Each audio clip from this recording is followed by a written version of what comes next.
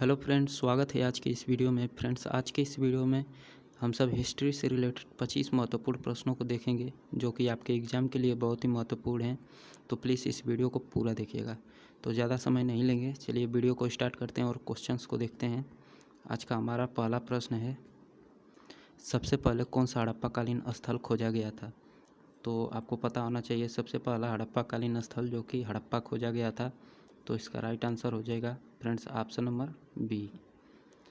चलिए अगले प्रश्न को देखते हैं। अगला हमारा प्रश्न है, हड़प्पा संस्कृति की मुद्रा एवं पक्की मिट्टी की कलाकृतियों में किस पशु का चित्रण नहीं किया गया है? तो आपको पता होना चाहिए गाय का फ्रेंड्स। तो ऑप्शन नंबर बी इसका सही हो जाएगा।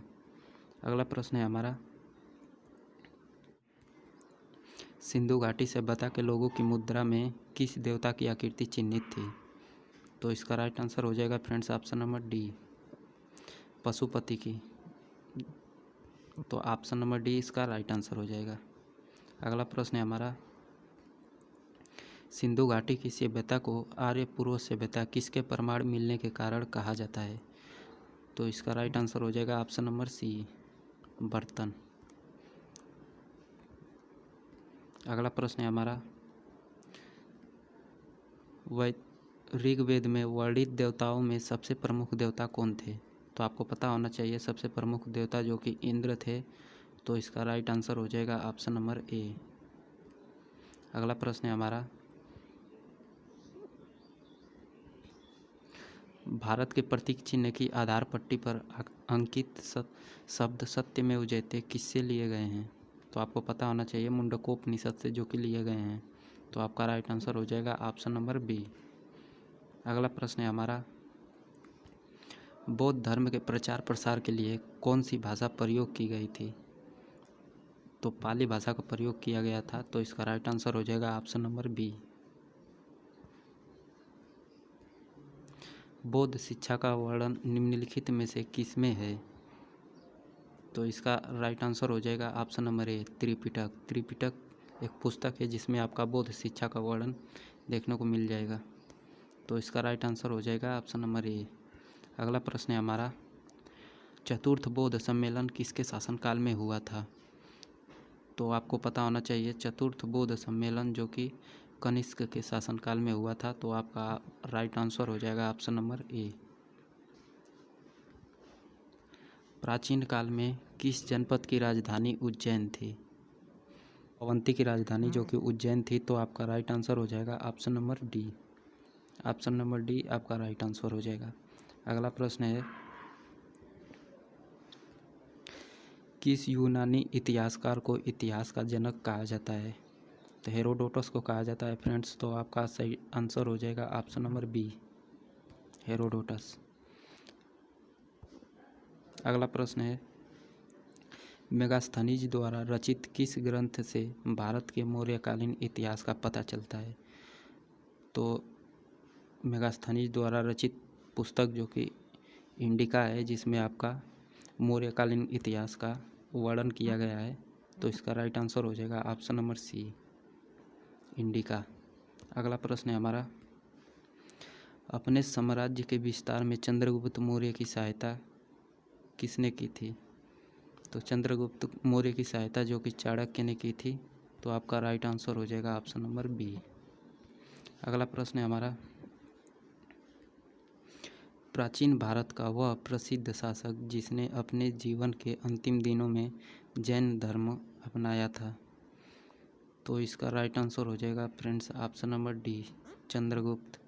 चंद्रगुप्त ने अपने अंतिम दिनों में जैन धर्म को अपनाए थे। अगला प्रश्न है, निम्नलिखित में से कौन सा भारत का प्राचीनतम राजवंश है? भारत का प्राचीनतम राजवंश मौर्य है। तो आपका राइट आंसर हो जाएगा ऑप्शन नंबर बी। प्रश्न है, अशोक ने बौद्ध धर्म के प्रचार के लिए विदेशों में किसको भेजा था? तो इसने अपने बेटी संघामित्रा को भेजा था। तो इसका राइट आंसर हो जाएगा ऑप्शन नंबर बी, संघामित्रा।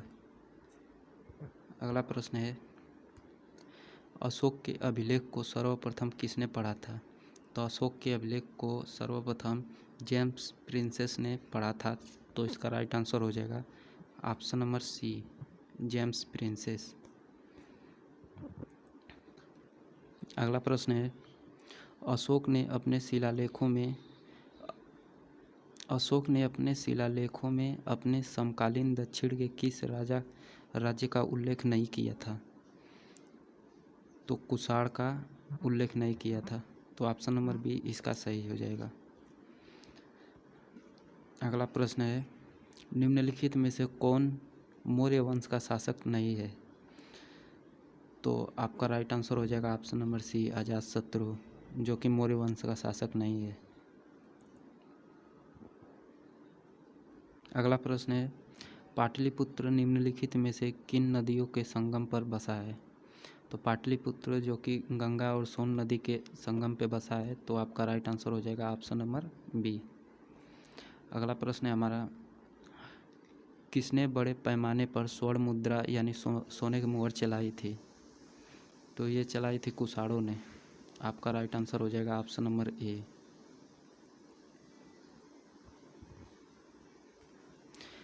निम्न शासकों में से किसने प्रत्येक 5 वर्ष पर प्रयाग में धार्मिक सम्मेलन किया था? तो ये किया था फ्रेंड्स हर्षवर्धन ने, तो आपका राइट आंसर हो जाएगा ऑप्शन नंबर बी, हर्षवर्धन। अगला प्रश्न है, चीनी यात्री ह्वेंग सांग ने निम्नलिखित में से किसके शासनकाल में भारत का दौरा किया था? तो ये किया था हर्षवर्धन के काल में फ्रेंड्स, तो ऑप्शन नंबर हो जाएगा डी। किस चोल राजा ने श्रीलंका पर कब्जा किया था? तो श्रीलंका पर कब्जा आपको पता होना चाहिए, राजेंद्र चोल ने किया था, तो आपका राइट आंसर हो जाएगा option number B, Rajendra Chola. आपका अगला प्रश्न है, राष्ट्रकूटों द्वारा निर्मित प्रसिद्ध मंदिर कौन सा है? तो राष्ट्रकूटों द्वारा प्रसिद्ध मंदिर जो कि एलोरा है, तो आपका राइट आंसर हो जाएगा ऑप्शन नंबर ए।